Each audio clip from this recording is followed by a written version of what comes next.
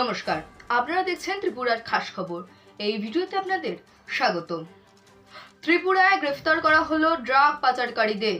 মুখ্যমন্ত্রী ডাক্তার মানিক সাহা ত্রিপুরাকে চান নেশামুক্ত রাজ্য করতে। এরই মধ্যে পাওয়া গেল ড্রাগ পাচারকারীদের। এই ড্রাগ পাচারকারীদের কঠোর ব্যবস্থা নিতে এখন তৎপর প্রশাসন। গত রাতে ধালাই জেলার পুলিশ নির্লস প্রচেষ্টায় মাদক পাচারকারীদের আটক করল। আটক 91,200 জাভা ট্যাবলেট। এর বাজার মূল্য 2,28 লক্ষ টাকা।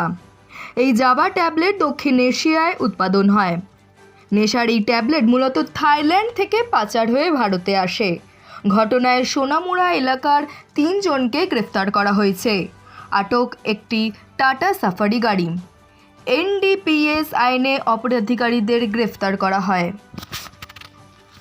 এই ড্রাগ মাফিয়াদের গ্রেফতারের ফলে নেশামুক্ত ত্রিপুরার কাজ আইন মেনেই চলছে।